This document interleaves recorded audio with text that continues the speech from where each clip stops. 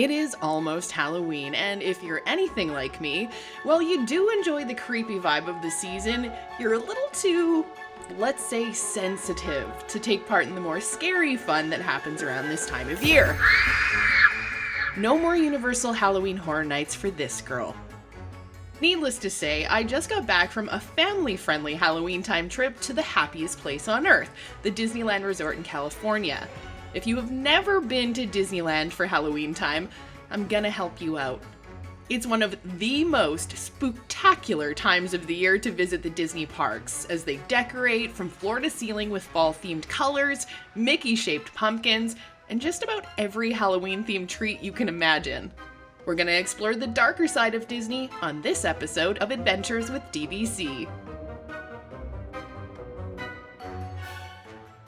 Hi, I'm Char Normando, your host, your ghost host, for this episode of Adventures with DVC. It is Halloween time, and the pumpkin decorations are looking gorgeous. And you can spot them everywhere around Disneyland, with the Fab Five, aka Mickey and friends, greeting you when you enter the park gates. To set the mood a little more, you're likely gonna hear some macabre-themed songs coming over the speakers.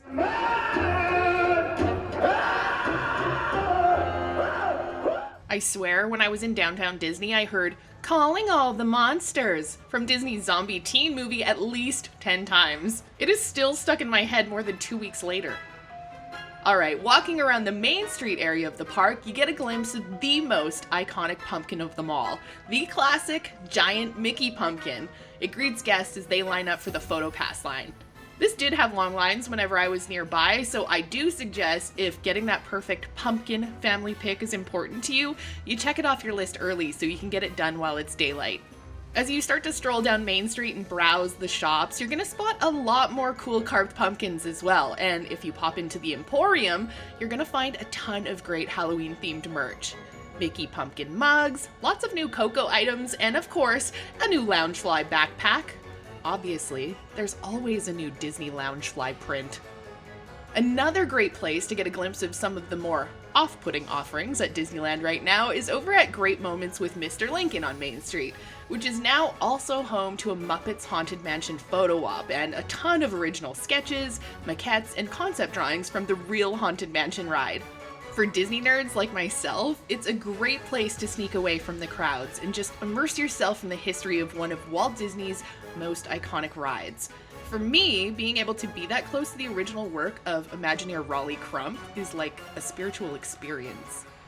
After making your way down Main Street, you're gonna get to the hub, that's what they call the middle of Disneyland Park, where not only will you spot the iconic Walt Disney Partner statue by Blaine Gibson, you're gonna also be treated to even more Disney pumpkins, all with the spectacular backdrop of the Sleeping Beauty castle behind you. And since we are talking about Disney here, even more magic awaits once you enter one of the themed lands. Personally, my favorite land during Halloween time is New Orleans Square. It's just past Adventureland and Frontierland, and it's where the looming presence of the Haunted Mansion welcomes foolish mortals one by one into its grand foyer. The last thing they'll see before being sent on a ride of a lifetime. Or perhaps the last ride of their lifetime. Mwahaha. As one of the premier Disney Parks attractions, and touched by the hands of Walt Disney himself, it is one of the most popular spots in the park. Every Disney fan I know loves the Haunted Mansion. But when we talk about the Haunted Mansion at Halloween time, it gets a little more divisive. And that's just due to its yearly holiday overlay, themed to the Nightmare Before Christmas. All hail the Pumpkin King, am I right? I guess some people just feel the original is already perfect and shouldn't be messed with, while others look forward to the change every year. I personally haven't gotten to ride the Halloweentime version just because I haven't committed to waiting in the long line, so I won't get into the argument here. Am I missing out though? Should I be waiting in long lines to see the Haunted Mansion Nightmare Before Christmas version?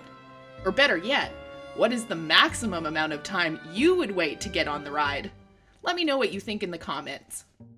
Speaking of the Nightmare Before Christmas, you want to make sure you catch the Halloween Screams Nighttime Spectacular. It kicks off at 9 p.m. every night and is definitely worth a mid-afternoon nap back at the hotel to stay up for. It's got great spooky music and cool projected graphics that light up different parts of the park. And if you're there on a Friday or Saturday, you'll get even more of a show, as they add the signature Disney fireworks into the mix. Not only can you catch that show from Main Street, but you can also see it over in Fantasyland as well, up on the facade of It's a Small World. And if you do manage to make it to this spectacular, make sure you keep your eye in the sky near the end of the show, because you might just see Jack Skellington's ghostly canine friend Zero. For all you Disney foodies out there, don't worry, Disney has got you covered too. There are a ton of Halloween-themed snacks over at the parks, and since 'tis the season for pumpkin spice everything, you can always hit up the Market House, aka Starbucks, on Main Street for your seasonal latte fix. They have everything you can get at your local Starbucks, but it's in Disney.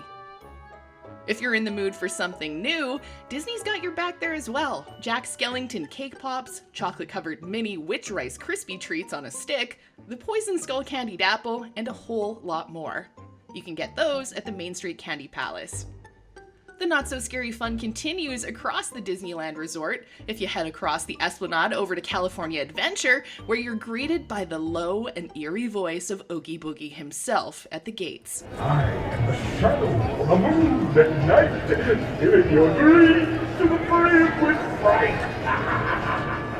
That Oogie Boogie has been up to no good over the past couple of months, hosting after-hours parties and taking up residence at the Carthay Circle restaurant at the end of Buena Vista Street. Unfortunately, while the Oogie Boogie Bash is a frighteningly good time, filled with all you can fit into your bag trick-or-treating, characters in costumes, and fantastical entertainment, it is also sold out for this season, but will likely return for 2022. Over in the brand new Avengers campus, they're even getting into the Halloween mood. If you stick around long enough, you might get lucky and see zombie Captain America. Yeah, Steve Rogers has fallen victim to the zombie virus and is now haunting the campus periodically.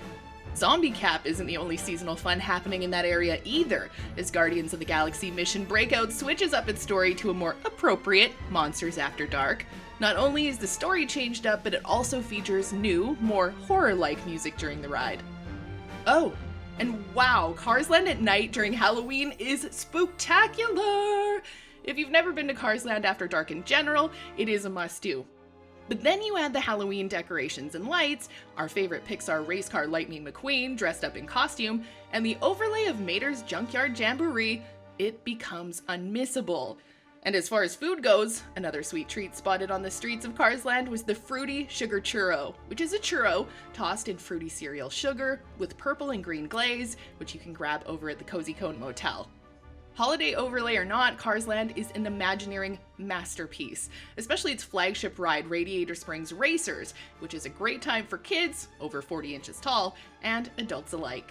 This is another attraction with big lines, so if you want to ride it without a long wait, it is worth it to get there when the park opens. We don't just stop there with the seasonal offerings either.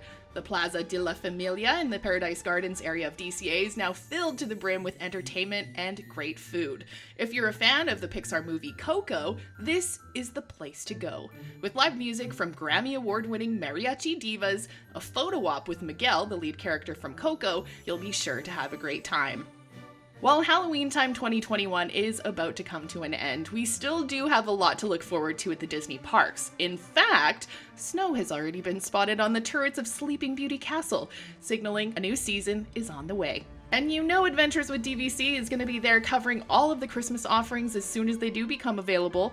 If you want to make sure you never miss a moment of the magic, hit that subscribe button and bell to be notified of all our new episodes. And make sure to let me know what you think about waiting in line for the Haunted Mansion Nightmare Before Christmas holiday overlay. What's the longest you'd wait to ride?